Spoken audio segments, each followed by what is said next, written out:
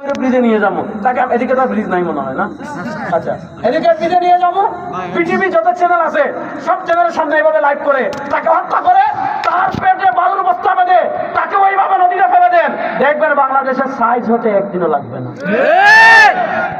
একদিনও লাগবে না সাইজ হতে। আপনি মনে করবেন যে আমাদের দেশে কি সে যদি প্রভাবশালী হয় তো তার নামও নিতে চাইবেন, নামও নিতে চাইবেন। আর ইসলাম বলে কি, ইসলামের শাস্তি অপরাধ নিয়ন্ত্রণে মানে দণ্ডবিধি প্রয়োগের ক্ষেত্রে ইসলাম কি পরিমাণ কঠোর, উদাহরণ বুঝেন। ইহুদি এক মহিলা চুরি করেছে, সম্ভ্রান্ত মহিলা, ইসলামের শাস্তি কি সুন্দর। ইসলাম বলে আসারিকু ওয়াসারিকাতু ফাকতাউ আইদিয়াহুমা। না এই যুবকরা আছেন তো আমার সাথে, আছেন তো? ইসলাম বলে কি, একটা হলো পেটের দায় চুরি করে ফেলছে, তার আর কোনো উপায় নাই, করে ফেলছে, তার হাত কাটার কথা ইসলাম বলে নাই। এগুলো হলো ওই আমাদের দেশে কিছু বুদ্ধি প্রতিবন্ধী আছে যারা বুদ্ধি বিক্রি করে খায়, আছে না নাই? টকশুতে বসে যেগুলো বুদ্ধি বিক্রি করে খায়, এগুলো অনেকভাবে এটাকে নেতিবাচক ভাবে আপনাদের সামনে কি করবে, উপস্থাপন করবে, এটা বলি নাই।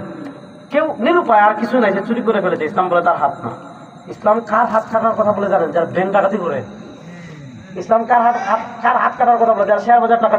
বাংলাদেশে এরকম একজন মানুষ 57,000 কোটি টাকা চুরি করে ফেলছে।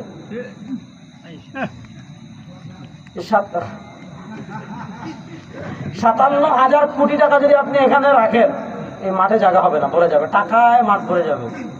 এক দরবেশ কত হাজার কোটি টাকা, 57,000 কোটি টাকা।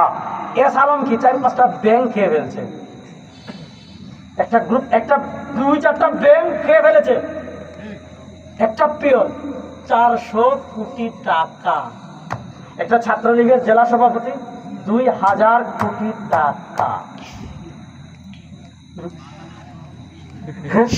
দেশটা বিক্রি করে দিতে চাইছিল অল্পের জন্য, আল্লাহ দেশটা হেফাজত করছে, বলেন আলহামদুলিল্লাহ। আলহামদুলিল্লাহ। এখন প্রশ্ন হলো, এই যে হাজার হাজার কোটি টাকা চুরি করে, ব্রিটিশ আইন চুরি বন্ধ করতে ব্যর্থ হয়েছে। আপনি ইসলামী শাস্তি আনেন না, আপনি আনেন ইসলামী শাস্তি, আল্লাহ কোরআনের শাস্তি।